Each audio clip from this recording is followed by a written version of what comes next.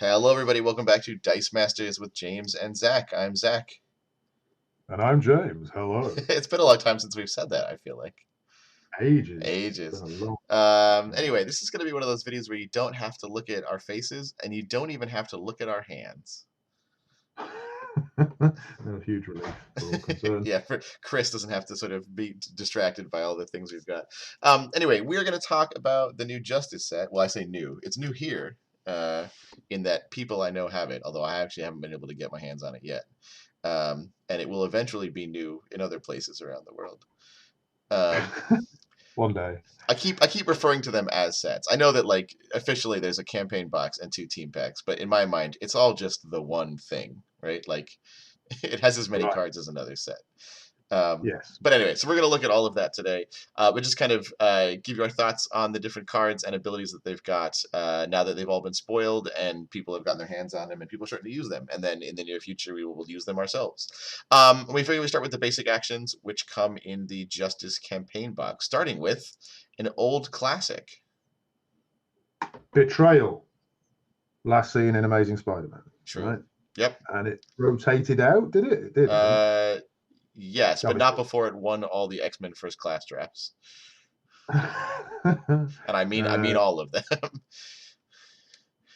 So Betrayal, deal 1 damage target opponent for each character die in their field zone, and then on the double verse side, if it did at least 2 damage, you get to prep it and do it all over again. So punishing your opponent for having a big field. I won my X-Men First Class draft with the Morph and this card, and then if you can find a way to punish them for having no field and sort of get them one way or the other, it's pretty good. Yep, nasty business. Okay, that's good. No question. Well reprinted. Doom Lance. I'm less convinced by. It's a 4 cost. It says choose one of your active character dice. Only that character die may attack this turn. All opposing character dice must block this turn if able. When an opposing character die is KO'd this turn, the controller loses 1 life. And then there's a double burst. Also, if an opponent has no active character dice at the end of the turn, the opponent loses 1 life. So it's some sort of combination of Madame Web or what is his name? Black Bolt that gathers all the defenders together, but you can only attack with the 1 character. Yeah. So it's interesting that you're not going to be able to use it to sneak everything through like you can with Madam Web, and it just screams the whole Black Bolt Dudley combo that used to exist, right? Except in this case, you can't sneak everything else through. You just end up doing them. Well, they don't even do damage. You lose life for every character that gets KO'd.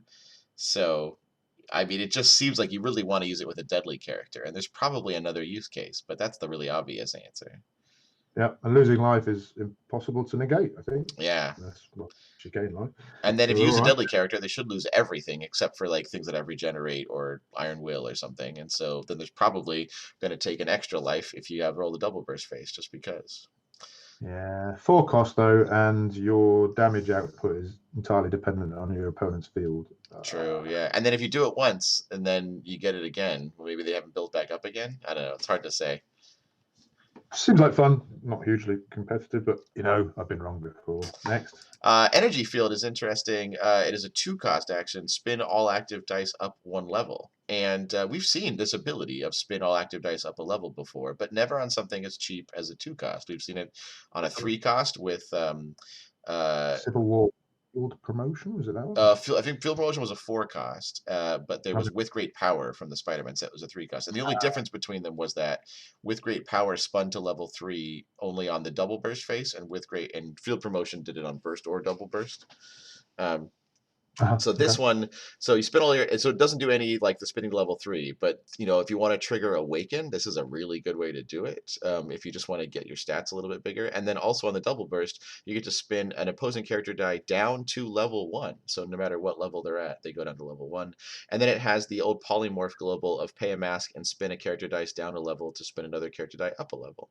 So that looks like a lot of fun, all in all. Yeah, it's an action-packed 2-cost basic action die. Yeah, I mean, really cheap, really usable, and like I said, there's like a lot of different things that benefit from being spun up these days that I think will be good with that. Yep, cool. Good. Like that one. Thanks. Excessive force. We've seen already excessive ordnance in this. It's a reprint of a set that they just released, as far as I can see. Yeah. I don't know if that one had a global. It's got a pay. Sorry, it says deal 6 damage to target character die. It costs 4. And global player bolt target character die gets +1 attack, so you've got a bolt buff, which is not a bad thing, but I'm not convinced Yeah, about I can that. only see myself really bringing this if I was going to play a team that had a bunch of bolts and the +1 attack would be helpful, but the action really isn't. Yeah, Yeah, I don't really see that one coming out. bolt buff. Okay. Investigation is the same. Investigation is a reprint of a good card, and it's still a good card. Yeah, It's draw and roll 2 dice. Costs 3. yeah. It's fine. That was one of the cheaper ways to do that. Saw it used a lot in the Thor set. Ping is a new one, which is interesting. I Ping like is it. just 2 cost, deal 1 damage to target opponent. So notably less damage than like Magic Missile or like Power Bolt or whatever, but it is a 2 cost. And then with a burst or double burst, it gets Boomerang, which means you have a 50-50 chance of rolling it and getting to prep it so you can roll it again next turn. 1 damage at a time is obviously not going to like kill your opponent, but then you start thinking about things that benefit from basic actions like Boom Boom, like characters with a tune. Like, you know, a lot of people were running like a tune with a thrown brick, which deals a damage to a character, and then you get to prep dice. And this doesn't get the same amount of prep, and it's definitely not guaranteed, but at least it's doing damage to your opponent instead of to a character. You could use that thing, that Dragonborn Sorcerer that Ben was using. Mm-hmm. While Dragonborn Sorcerer is active, when your action dice deal damage to a character die or player, increase that damage by 1. That's a 4 cost. So then for That's 2, you get a 2. Yeah, that's pretty sweet. that's pretty And it strong. already I has a like. tune in the first place. Yeah, I could see this kind of getting some testing out for sure. That's decent, isn't it? If you get the achievement, you're doing 3 damage. For 2, yeah, for 1, and then you have a chance of doing it again the following turn. I like it. And you can And it's have more 3 than mana. one of those in rotation too, because they're so cheap. It's called Ping, and what's not to like? Next one. Yeah, right. Okay. Power Almighty. Power Another Almighty. spin each of your active character dice at 1 level. For each active character die you could not spin up, prep 1 die from your bag. Costs 4. Zach, what So do you think? we were talking about this before we started this, and I think it'd be funny to try this when you've only fielded sidekicks, because obviously you can't spin sidekicks up a level, and so you basically it's like a 4-cost action that preps a die for every sidekick you have in the field. But even if you don't field sidekicks, anything that isn't a sidekick would either spin up or be at max level already. But then you still would get to prep a die for every sidekick you have in the field. Yeah. I So don't know. I obviously just it's a think little bit energy tough to keep them out all the time. You know, if you have other reasons to get sidekicks out, it's interesting, but I don't think it's as good as Mimic Ramp, which is definitely better with getting sidekicks out anyway. Energy field is more flexible for 2, and it's got a nice global on it. But I just noticed that the energy field actually says spin all active character dice up, so you're spinning up your opponents as well, which you might not Oh, want did to. we miss that Whereas, about Energy Field? Oh man, all active character dice up a level, but you get to spin one of theirs down to level. That's why it's so cheap. Ah, we figured it out. so Power Almighty is just spinning your dice up, so it does Yeah, cost, but you do get to ramp. Maybe. yeah. So okay, so it's like you get to spin your characters up, but you get to prep a die for every character that's max 3 or a sidekick. I mean, it's not a reliable source of ramp, I would say. But I Right. do like that. Unlike investigation, you get to prep the dice instead of just draw and roll them immediately. Yeah. So Yeah. I don't know. I would say if you're playing in set, this is not a bad way to ramp. But All of this stuff, all of the, before we go on, I think all of the whole set looks really fun to play in set. I yes, reckon you can have a lot of fun with it. I'm slightly less convinced about its competitive potential, but sure. But anyway, Static Static Field. Field. Just saw this one in 40K. Yeah. The Another reprint of reprint. the dreaded Distraction Global that I've hated ever since it first came out, and to continue to hate this day. And And everyone's now like, "Well, they have to have it in Modern," but apparently this is how they're going to do it. they're going to print it in every single set Every now. single set now. The action of Static Field is interesting. The character dice deal only 1 combat damage this turn. Obviously, you wouldn't want to do that yourself. I guess if you I don't know, they only had 1 defense or something. But where this really comes in handy is like using it as a counter for things like Beholder and Ultraman, where they have to trigger it on their turn, and then they only get to deal 1 damage. So Yeah. Right. not bad there. Another Yeah. new one here, Stretch. Can't get it to show up on the screen at the same time. Move any number of dice from your used pile to your bag. And that by itself, I think, is decent. It is a 2-cost basic action. Art's a little bit janky on it, if you ask me. Yeah, I was wondering who they are. I don't really know. I I'm not think that not must be much. Plastic Man, but he's like wearing some kind of armor. I'm not hot on DC. Yeah, No. okay. But then the Okay. burst or double burst almost kind of ruins this for me. It says also draw one die and roll it. And if that was optional, I would be all for it. But the fact that you can't just use it to put all your good stuff in your bag for next turn, the fact that you have a chance of drawing something that you didn't want to draw this turn and then roll it to an energy and then lose it for a couple turns, kind of makes this Well, kind of lose a lot of value to me. it does only cost 2, and it's a dice game. I reckon Nah. that's all right. So the Quite fun. global is And interesting too, though. Pay a fist once per turn. You may draw and roll a die. Move a die from your reserve pool to your used pile. So you're essentially going to draw something out of your bag, roll it, and then exchange it for something you already had out, like a sidekick or something. that you had out, but that you had in reserve. In At a reserve, bare sorry, yeah. at a bare minimum, it's going to work like cake, I think. So Yeah. if you don't want to get rid of anything else from your reserve pool, you could simply move the die you've just rolled, I imagine. Yeah. So that it says send it to your use pile, so I guess that would work like the cake global works if you wanted to get something into use. Yeah, and in the same way that you can use the Cake Global to get dice in the use pile for like Professor X, that's a pretty interesting way of doing that as well. Yeah, interesting. It's like exchanging a die in your reserve pool for one from your bag that you like. And you know, how many times have you had a game where you had 5 dice in your bag and you drew the 4 you didn't want? Here's Oh a yeah. here's a chance to get one roll at the 5th die, I guess, right? Yeah, So, yeah, that's all right, I reckon. okay, all Pretty right. fun. The last one, Suffering and Satisfaction, is a reprint from Civil War. Choose an affiliation. Target character die with that affiliation gets +2 attack, and a different target character die with that affiliation gets -2 attack. You may only use this action if 2 dice in the field zone have the same affiliation. It costs 2. So I like that on sort of single Uh, affiliation teams. The only thing I can ever see this being useful for is like having a character with unblockable and then having other characters with the same affiliation so that you get the stats where you like are going to get Yeah, damage through guaranteed. or Overcrush. So I like Or if that. you're going to like a theme event where you know like someone's going to be bringing other sets with Justice League or I don't know. I've never really seen this very useful. No, I can't say I've actually used it. Let's move on to characters. Okay. This one is a bit of a debate between me and James. Yeah. Because and all of my American friends will agree with me that his name is Aquaman. Apparently, it's called Aquaman. Aquaman.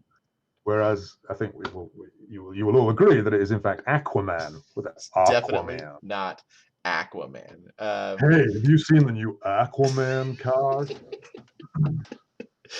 If you make a terrible accent out of it, then it's always going to sound bad. Okay, so the first version has strike, which is interesting because it's our very first. It's actually is it the only new keyword in the set? I say that hesitantly, but I think it might be true. Let's just Um, talk about it once and then never again. yeah. So strike is if the character, if it's the only character die that you field that turn, it gets +2/+2 in Overcrush, but only until the end of turn. So there are situations in which I think strike could be interesting and strike could be helpful, but on a 3 cost Aquaman with 2, 3, 3, 4, 4, 5 stats, I mean, the chances that you get a level 1 Aquaman and he's a 4/5 with Overcrush for one turn, and maybe you have to forego fielding something else that just I'm not a fan of that. I could see some of the other ones being interesting, but not this one.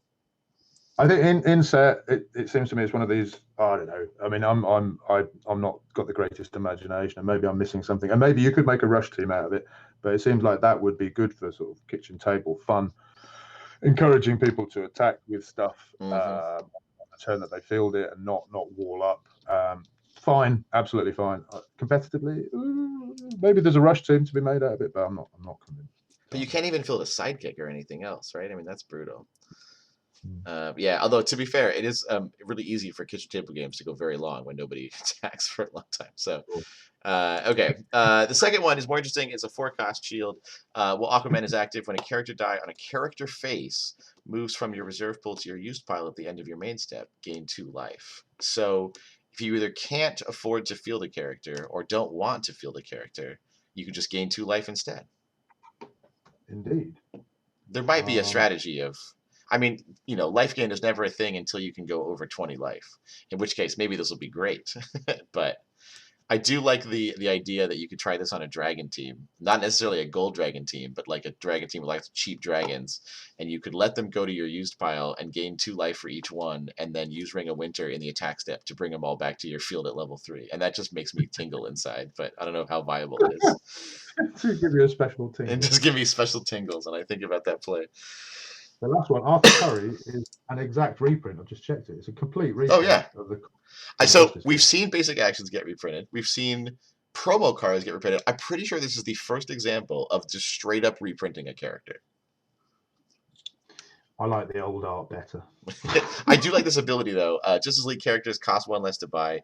In the Justice League set, this came out. He was one of the few with 001 fielding costs. They were really into 1, 2, 3 fielding costs back then, and so being able to get a cheap with good stats Justice League character and make your other ones cheaper. If you're going to play a Justice League team, you're going to put this one on it.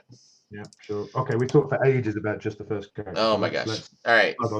Batman, I'm underwhelmed by. Let's not go through them. I mean, I honestly wanted them to be better. I mean, I think the best one is probably the smart one. Hey, go figure. That's the one you should use. If you're playing a Justice League team, this one gives your Justice League characters one less to field, which is important, and +1/+1. The other 5-cost one, if he KOs a character die, you get to prep a die. That just seems, unless you can somehow force it. Maybe use the stretch action with this, and then every time they get a character KO, they lose a life and you prep a die. Maybe that's the way. But otherwise, all right. On a Justice team, I'm sure there's fun to be had there. I like the artwork, but my daughter said he looks a bit fat. Well, I guess that sells it. All right, moving on to Bizarro. Bizarro, well, he's a 7-cost. If there's an opposing Justice League character, he gets Overcrush, which in set could be interesting, but all of that is irrelevant because the only reason you're going to have him on his team is for the global. Hello, global return. Pay a shield, switch a character dies attack and defense until end of turn. It does not have to be your own character. You can do all kinds of crazy shenanigans. It makes shield teams really good. Oh man, we love this global. It's back. We're good. We're good. Doesn't even matter that you can't buy the character because as James tried to convince me that it was useful to buy the Kal-El card, I never bought it. It was. Go and watch the Hushalange video. It's awesome. I love it. Buy Kal-El or buy Bizarro. It's all good. Like that. Right. So far, most of the things that I've really enjoyed have been reprints from previous sets. Well, there's that. Okay, move on. The other Bizarro has Strike, and I actually think this version of Strike is better because not only are his stats significantly better, but if you bought a 7-cost that has 1/2/2 fielding, it's just more likely that that is the only thing that you field that turn, and then it can be a 7/7 9/8 10/9 overcrushing monster, and that actually seems like it would be useful. Unlike Aquaman. If you're going to go Aquaman. If you're going to go with the route of monsters, big monsters, I would totally go for Clayface, which we'll come to in a minute. Yeah, let's move on. Black Manta was so good in Justice League because of the retaliation one, but even the common was really good. But these ones are just, if he KOs a sidekick die, deal damage to an opponent. That's so hard to pull off. If you have a villain other than Black Manta, he gets +2 attack. I mean, he's a 1/3/2/4/3/5. So as long as you have another villain, and it's pretty easy to play villain team. Now he's a 3/3/4/4/5/5, which is like not bad for a 3-cost. And then for a 2-cost one, when he's KO'd, you can spin a villain up a level, but then he's got 3/4/5 defense. So how often is that going to happen? And can I just ask? I know dice counts are a sensitive issue about which I care not a jot. Yeah, well, it says 5 here on Dice Coalition. Is that right? Yes. It max 5? Yeah, it's on the card too, and they'll include I think 3 dice in the box for max 5 characters. Oh, okay. So, but Bizarro is on max 2, so I think there was only 1 die in the box for him. Well, I'm never going to play a team with 5 Black Manta dice. Well, I mean, yeah, I don't think I'm ever going to play more than 3 because that'll be all I own. Brainiac. Have they ever made a good Brainiac? I had to look up the proxy dice for this, and they've made him twice before. There was one that swapped things around, like Displacer Beast. That was, I can't say that. Yeah, but it was like a 5 or 6-cost, so you were never going to use it. But this one, only one opposing character die of each affiliation may attack each turn. If you're going to go to an affiliation night, like that's pretty strong. Right? And then the other one, if he's KO'd, you can reroll, but he's got 4, 5, or 7 defense. He's not getting KO'd very often. I don't think that's worth it. But like, only one character die of each affiliation may attack each turn. There are definitely teams that will just go right through that, no big deal. But there will also be teams that get shuts down. You could do Malekith. You don't have to. I mean, yeah, there are ways. I mean, outside of set for sure, but You get to re-roll target non-villain die. If it rolls an energy phase, put it in the use pile. Yeah, I mean, let's KO your 7 defense guy so that you can have a 50-50 chance at re-rolling a character. Yeah, let's move on. No to Brainiac, no to Black Manta, yes to Clayface. Yes. Well, the first one, he can use the when attacks ability of any other active die, which is at least I interesting in think that you can steal your opponents, but... We've had that kind of thing before with Doppelganger, was it, or something? One Yeah. of those things from the Spider-Man Max Carnage. Yes. Might have been, I think it might have been Carnage, actually. Yeah. Carnage, in fact. I don't think I've ever seen anyone use it. The other one is also not very good because if you global increases the attack or defense of an opposing character die, Clayface gets +1/+1. Lucan on the Rolling Thunder podcast had an interesting combo with this that I'm forgetting at the moment, but I still don't think it's worth the 6-cost purchase. Way too specific for 6 cost. However, the last one, Restless, while you have one of each type of energy in your reserve pool, Clayface gets +5 attack, +5 defense. +5? Oh my god. Okay, I'm in. Okay, +5. Yep, I'm there. Makes him an 8/7, 10/5, no, 10/8, 12/10 Overcrusher. Yeah, I've got a weakness. I mean, mostly I'm a bit of a, I suppose I like competitive things more, but I do have a weakness for stupid big characters. Stupid big. I mean, yeah. That's why I hate the Distraction Global, because I like having one big ass character in the field. And global, it says pay a mask once per turn. You may take a die from your use pile and add it to your reserve pool on any energy face.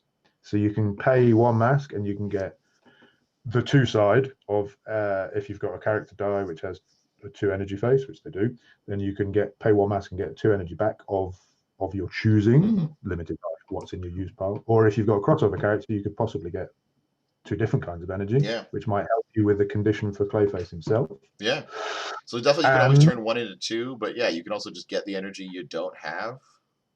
Or as Peter from the Netherlands pointed out, you could put Parallax on your team in Golden and move it to an energy face and then re-roll it to a character face and field.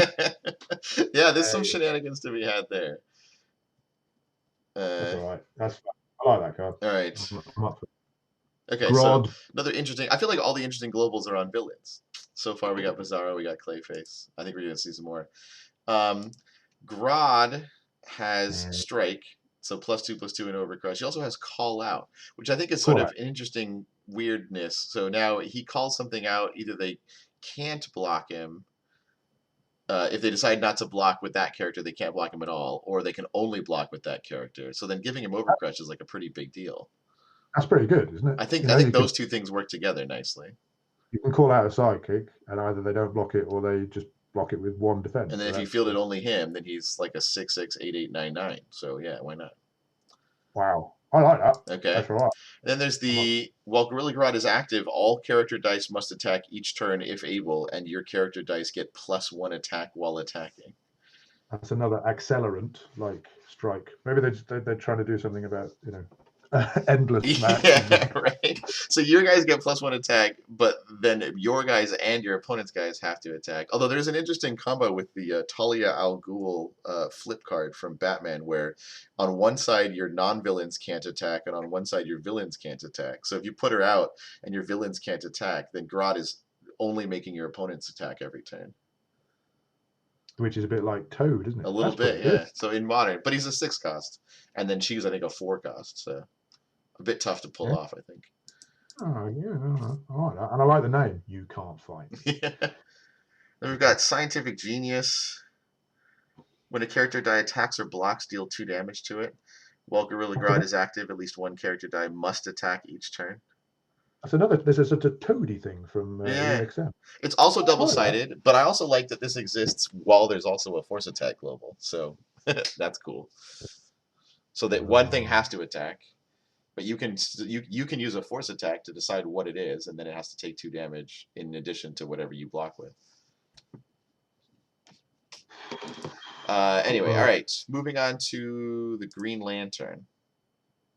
Can we just do the one that's like the Lantern Ring? Yeah, this one is damaged based on the number of action dice in your use pile, but you'll never line that up appropriately. This is the one. Oh, wait, no, it's not. Your Justice League character, yes. Gain. So, while Green Lantern is active, your Justice League character dice gain. When this character die attacks, deal 1 damage to target player for each energy symbol in your reserve pool that matches this character die's energy type. Which is the lantern ring text. Yeah, right? it's a rare lantern ring. It's like the lantern ring written properly and balanced. But unfortunately, having had the lantern ring, because it's balanced because it's only Justice League characters. Yeah. Unfortunately, having experienced lantern ring for four, and it's any character, not just it's costing 5 and limited to Justice League characters. It's totally more fair, and I'm sure it's very fun in set. Yeah. But It seems way worse by comparison because it is, but I mean I think James is right? Like it shouldn't have been that strong in the first place. But I mean there is, even just a couple of Justice League characters, right? You get this guy out, he's a mask, and then there's a couple of cheap mask Justice League characters like Hawkgirl, and maybe you can still make a mask ring team but only certain characters can do the damage. I don't know. Could definitely make definitely semi-competitive, maybe even competitive Justice League. A lot of fun because you've got Aquaman for cheapening things. Yeah. Batman cheapens the fielding cost, I think. I mean, the thing about Lantern Ring was that it was, and this has sort of historically been true of like some of the best things there always was that could turn your control pieces into damage, right? Bard was that way, and Lantern Ring was that way. But I don't see a lot of Justice League control pieces, and so it's a way of doing direct damage, but it's not really a way of getting your control pieces to do it. No. It's fun. Yeah, I definitely want to try it. It's definitely worth experimenting with, and it's one of the sort of more interesting things that's coming out of this set, I think. Okay, Lex Luthor. One of them is anti, isn't it? Yeah, that was middle. Hold on, you skipped the Hall of Doom. How could you skip the Hall of Doom? All of Doom. You got the packs in there. No, the campaign. No, it's an action Hall of Doom. Oh, it's because I haven't got actions ticked. Oh well. So there's Green. The last Green Lantern has a tune. It's a 6 cost. Yeah, I don't see that one being played very much. Hall of Doom. One of them, your Legion of Doom character dice get +1/+1 or +2/+2. Yeah, maybe. At least all of the villains also have the Legion of Doom affiliation, so it's pretty usable in set only because all the villains are that way. And then the other one is at the end of this turn, you may field a Legion of Doom character from your used pile at level 1. That's interesting that it says at the end of this turn, so you can use this and then buy things. At the end of this turn, how do you mean? Yeah, okay. Wait, when they say end of this turn, does that mean like after an attacking character has gone to the used pile?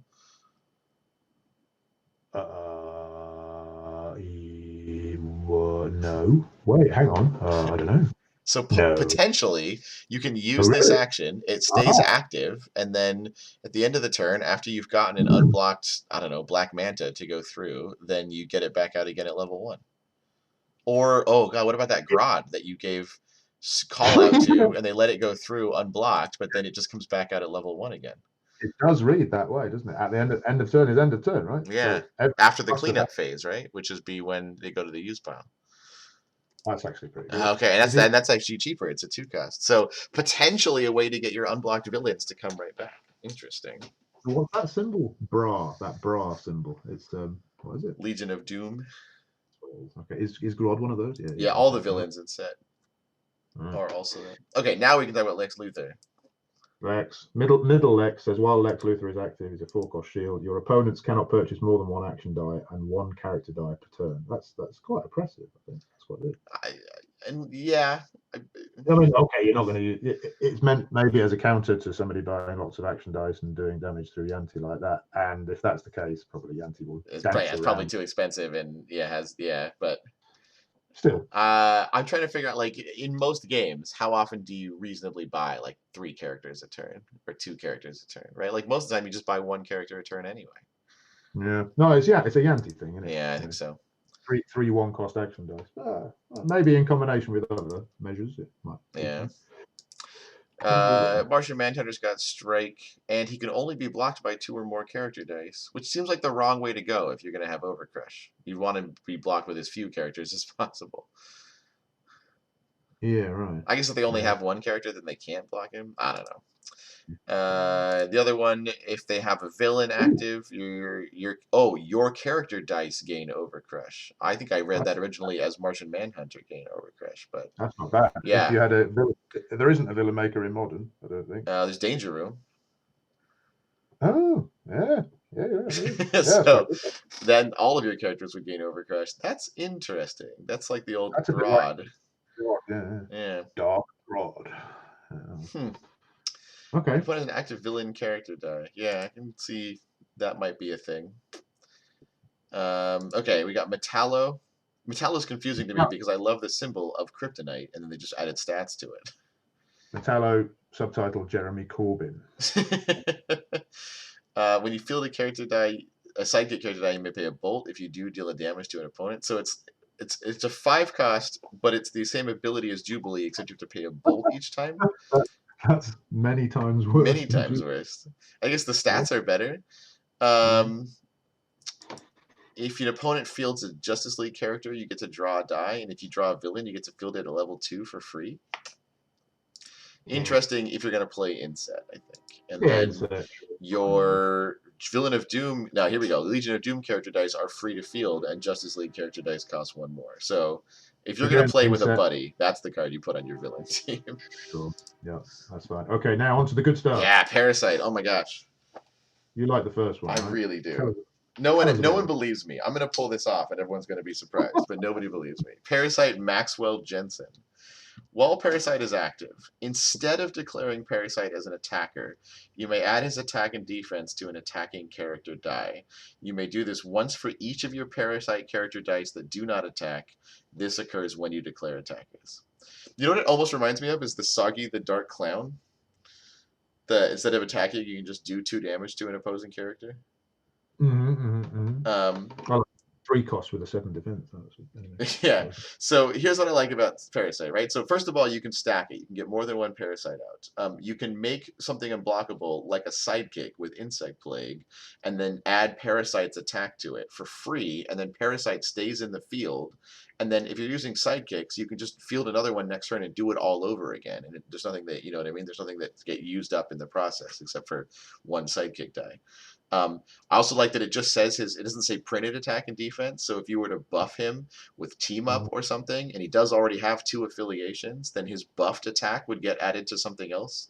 And so I think there are lots of ways this could be interesting. I think with unblockable characters, that's going to be really cool. Try to add his attack to something that was already unblockable, or all of these strike characters that get +2/+2 and Overcrush, and now they have an extra 3 or 4 attack.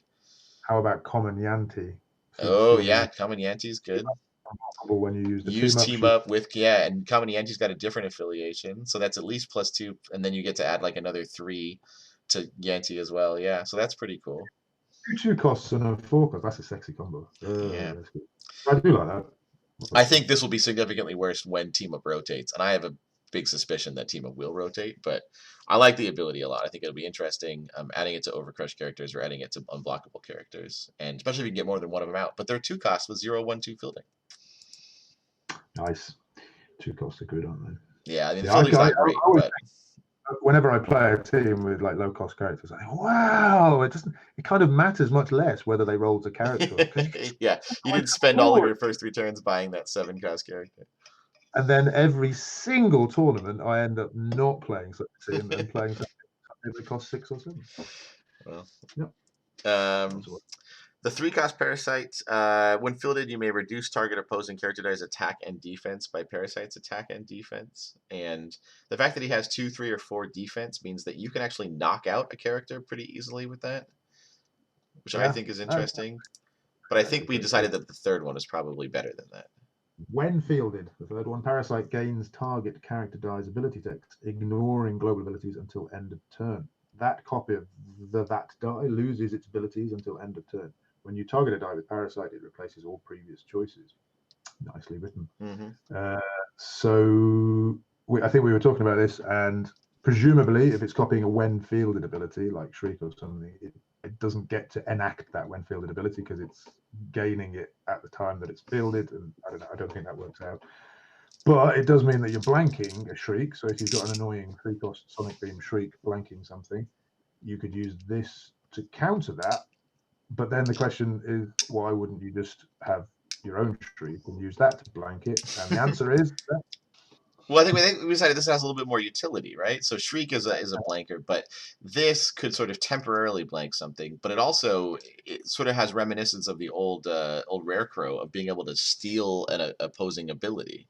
Yeah. I mean, I think the reason that Russ from the Double Burst was all into this character was there really isn't anything that prevents when KO'd effects, when there are a few ways of preventing when fielded effects, like this one. But like if your opponent's got a Hulk, or they've got things that I've been playing recently, like Rare Surtur or something like, or a Fix It.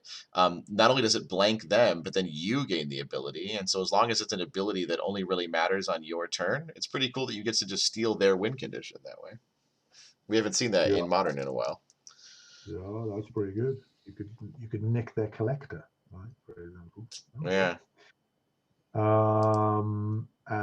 Yeah. Oh, yeah, that's all right. And also maybe another advantage over Shriek is that it's not Shriek. So you could actually, if you really want to go down that road, you could have this and Shriek on the same team. Yeah. Oh, the other thing is that it doesn't have to be an opposing character dies ability. It just says it gains target character dies. Oh, but it does. They do lose that ability. Oh, okay. But so we were talking about like mirror matchups, right? So like if you had a Tabaxi Rogue out and your opponent had a Tabaxi Rogue out, and then you were to use Parasite to copy their Tabaxi Rogue's ability, they would lose it, but you would end up with two copies. So in theory, as long as you and your opponent have the same wall active ability, and there are certain ones that are fairly popular, you can end up with two copies of those one active abilities. And when we saw Arge's team at Worlds, right, doubling up a wall active effect can be extra strong. And this is a 3-cost way of doing it, as long as your opponent has it as well. It depends on the opponent having it. But I think in terms, the old Shriek mini game wars of, I shrieky, you're shriek. This could be, I'm not encouraging anyone to go down this road, but if you had this and that on your team, that would give you a leg up. I shriek your shriek, I parasite your shriek, If they shrieked your shriek and then you use Parasite to make their shriek blank for a turn, then couldn't you field their shriek? And sorry, couldn't you field your shriek to blank? Anyway, we're just getting general. Okay, all right, moving on. Poison Ivy. I just say I'm not a huge fan of the art on this one, but that's just me. When fielded, you may KO a target character die or a character die you control. If you do, deal damage equal to the KO character die's level to target opponent and all the character dice that opponent controls.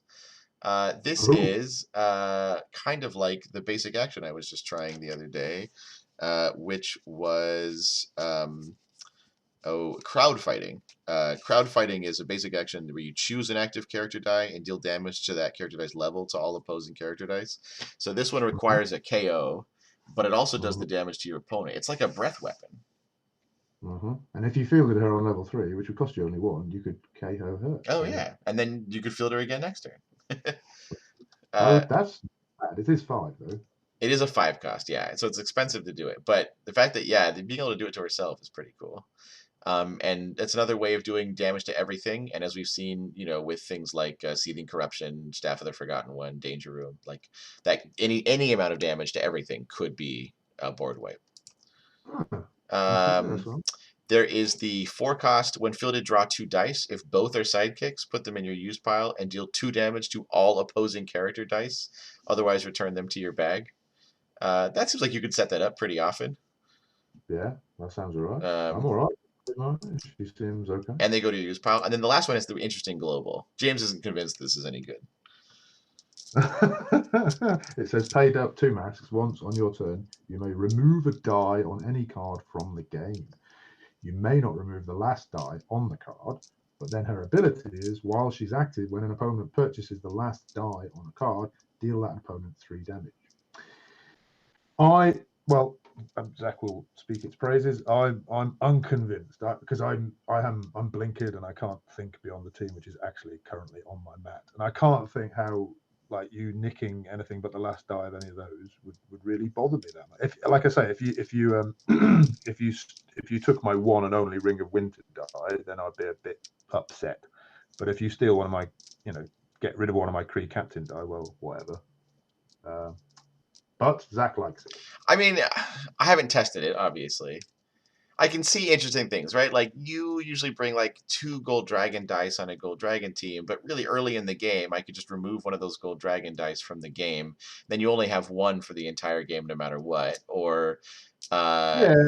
I mean, the fact that it's only once on your turn means it's probably going to be too slow to try and like remove all of your opponent's kobold trap dice before they can buy them with Yanti. But you can see where that would be maybe helpful.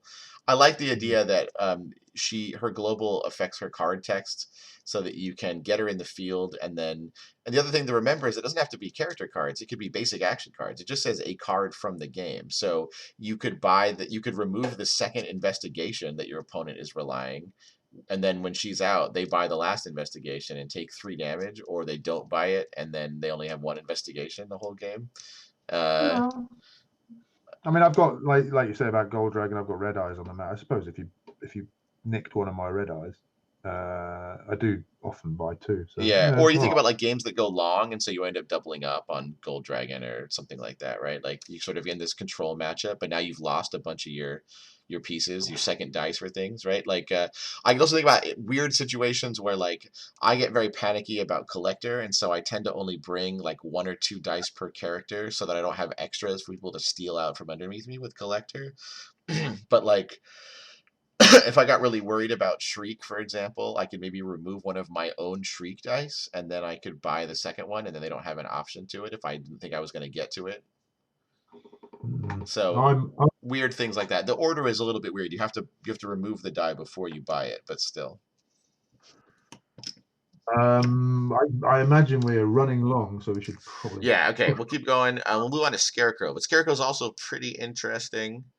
The first one is just like Agent Carter, which costs 3, so I'm not really very impressed. This is while Scarecrow is active, when a sidekick character die is KO'd, place it in the use pile instead of the prep area, which is the same. Oh no, this Agent Carter was in the bag actually. Okay. Oh yeah, and this is double-sided. I think Agent Carter was as well. Yeah, Um, it was. but yeah, Okay. so uh, the double-sided effects, I don't know, I get nervous about them unless you can sort of work around them. Oh, they're all right because you know you're bringing it, so you can do things to if it's I possible mean, to they'll be evade it. able to read it, right? But While Scarecrow is active, when an opposing psychic character dies KO'd, its controller loses 1 life. at least Again, that one's only for opposing. yeah, loss of life is strong. Can't do anything to negate it. Yeah. And you mentioned stuff like staff, and there's Oh yeah. instant war, so you can make them have psychic. So that could work. Yeah. And then the last one, when fielded, name an opposing card, replacing all previous choices. While Scarecrow is active, dice on that card cost 3 more to purchase. Ouch. Okay. Okay, that's gonna I mean, hurt. that's going to Yeah. take expensive cards and just put them out of the realm of possibility, right? Now your 6 cost Gold Dragon is a 9 cost, or your 7 cost Surtur is a 10 cost, and even your cheap guys become purchasable, but at a point where why would you even bother, right? Why spend That's 5 on a Guy Gardner? a decent control piece, right? I And think that's all it's the right. cheapest one. It's only 3. Although I think it's Is it actually 3? wrong on the team builder here. Really? Yeah, it's a Ah. 3 cost. Well, okay, for 3 I'm Yeah, in. no, Okay. I'm with you there. I'll play that card. Yeah, and it's a mask. All Yeah. control being the mask, right? Yeah. Oh Okay, yeah. cool. It's too bad it's not a That's good. Justice League character, so you can't give it the ring ability with Green Lantern.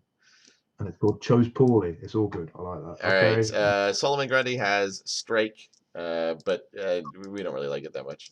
Um, when fielded, if you have 2 active non-Solomon Grundy villain characters, KO target opposing character die. Gone are the days where Solomon Grundy was like really good targeted removal. What did you do? You blue eyes him while he was in the field, and you I got think it to was just remove when the. KO'd, you got to KO an opposing character die. Yeah, Yeah, but you would use blue eyes because his defense is quite high. exactly. Yeah, this is if you field him. If you have 2 active non, so I mean, like if you're playing a villain team, then you would play him, and then you field him for 1/1/2, and then maybe you get to KO. So it is. I will say that I'm glad that it just says target opposing character die, whereas a lot of the other ones, like super rare Deadpool, it's just like very specific about this affiliation or level of the die you knock out. At least this is just targeted removal of anything you want, and there aren't a ton Okay. of ways to do that. But yeah, Superman. it is expensive. No. No. Can we skip over? Prevent all Oh, I don't. damage Superman by villains. Okay. Strike. I mean, he's got the stats to back it up. 5, 5, 7, 7, 8, 8. But 1, 2, 3. Cool. They're reusing the Superman die from Justice League back when they had 1, 2, 3 fielding costs. So, and then his there's only 2 Supermans. Weird. Okay. Moving on to the No, Atom. Ooh, Awaken. That's making an appearance. decent. Deal 2 damage to target opponents. Cost 4. Isn't that a bit like the other Atom from Gaff? What's it called? I don't think they Green just had Arrow straight up Flash. deal 2 damage to an opponent. Pretty neat Awaken ability, and with the Polymorph Global in the box, you could do this as much as you wanted. Wait, I'm now. Oh god, if you could get 2 of these in the field, you could just for a mask, you could spin one down and the other up, and then for every mask, you could deal 2 damage. That would be pretty strong. Sword of the Atom from Green Arrow Flash. While the Atom is active, whenever you could use a global ability, you may spin down one of your the Atom dice to level 1 to deal 3 damage to target character die. Character die, yeah. This is opponent damage. Oh, And it's when he spins okay. up. It'd be nice if this had an ability to spin himself down all the time, but yeah. Yeah, that's all right. Yeah, I can see that, especially if you get 2 of them. And you'll even get 2 of them in the box. Skip the other one. When he's an action, you can spin him up. Yeah. You may spin him down a level to spin a Justice League character up a level. Sure. I mean, none of the other ones really have an effect. They just have better stats. Sounds like you might shenanigan that with Robin's promo. Yeah. Probably. Let someone else work that one. The Flash. Is there a good Flash, Zach? Well, this Flash was the one that got spoiled at Origins last year that made kind of a big splash, and I thought it did. This interesting for the first line of this ability is if he's the first die you purchase, he costs 1. This game, he costs 1 less to purchase. So he's a 4 cost, but if you buy him turn 1, he's a 3 cost, which I've never seen that before. All right. And then while the Flash is active, when an opponent's attune activates, they lose a life. And for a while, I was debating whether or not this was going to be a possible Yanti counter, although they have shot themselves in the foot by putting it on a die with 1, 2, 2 fielding cost. It's not bad though. I mean, it's not bad. I would definitely try this out a little bit. And if you're not running like against Super Yanti Pureblood, there are still some ways to make attune teams that are interesting. This would be a pretty good counter to those. Then we've got Strike, which we're not talking about again, and then the Flash cannot be targeted by opposing global abilities or action dice. I don't know. Rare Yanti, they're not uncommon Yanti does that. Yeah, stats are better, but the fielding costs are so much worse. All right, Joker, not funny anymore. When an opponent fields a character die sharing at least 1 energy type with another active character die that player controls, deal that opponent 2 damage. Oh, too much text. So you're punishing people for playing mono energy teams. Okay. Is there a good Joker? Because they haven't made a good Joker for ages. Clown Prince of Crime and the rare one, the Red Hood one. They were good back in, was it Justice League? Yeah, this is the world's finest die mold here, and I don't think any of those were very interesting then. This one, you can roll a basic action from your use pile, and if it rolls an action phase, you can use the effect of it. So I guess you could use an action that you just bought, and then you can put the action in your bag. So that's kind of interesting, but it's still a 50-50 chance. Yeah, and I don't like the artwork. I don't like it when they... Oh, with the split the panels? Yeah, I think they sometimes have a hard time getting one that's big enough, though. I mean, there must be enough bloody Joker. You'd think. I don't know. Okay, the Riddler, though. There's 2 Riddlers. This is one that DM Armada has tried out a little bit. When an opponent rolls or re-rolls a die other than during the roll and re-roll step, deal that opponent 2 damage. Yeah. So I think the combo is you try and get them to re-roll their whole field with Green Devil Mask, and then every die that they have to roll deals them 2 damage, and then it also may not come back. Do you know how grumpy I would be if somebody pulled that off again? Yeah, but it takes a 6 cost. I mean, the other Riddler is a 5 cost. This is a 6 cost character that relies on your opponent having to roll it. So you really want to bring Green Devil Mask and make them do it.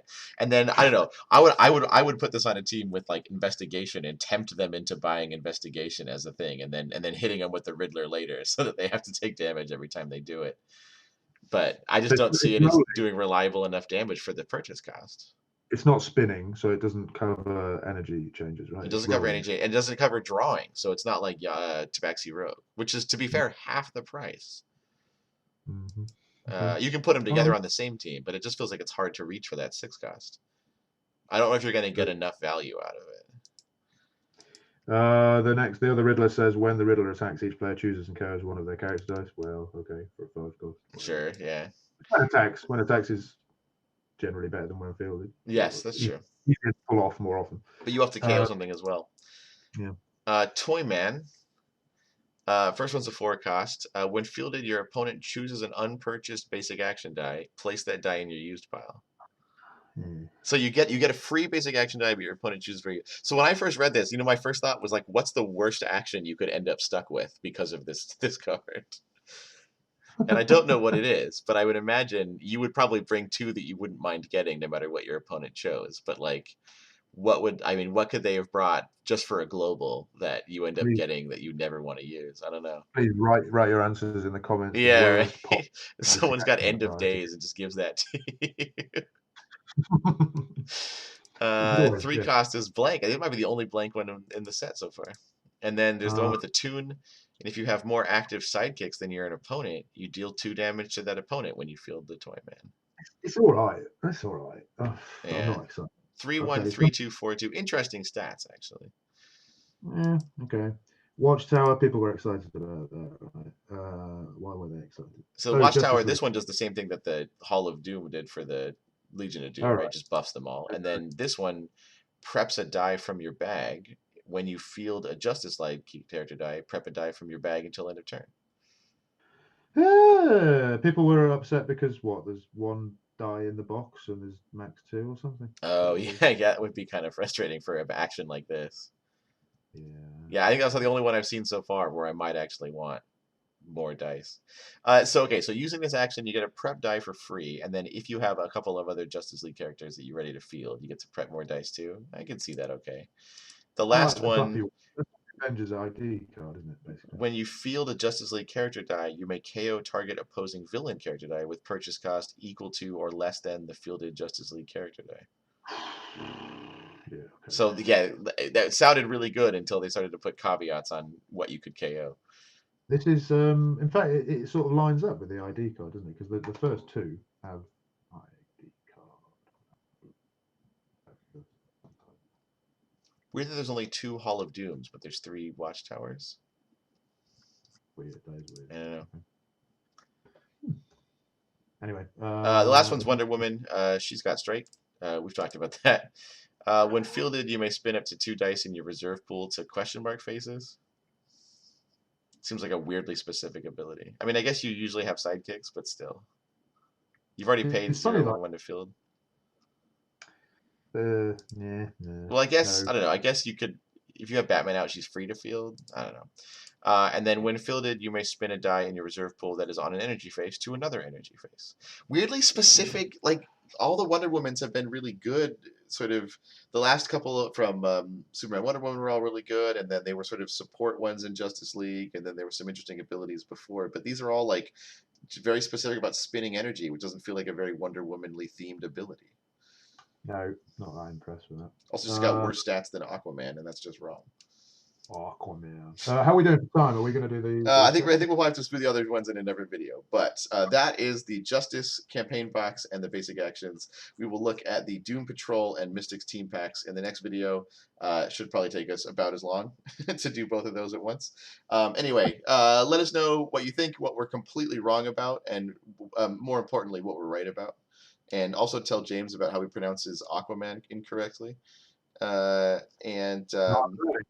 Listen. Aquaman. Yeah, sounds perfectly fine. Right. Anyway, thanks everyone for watching, and we'll see you next time. Bye-bye.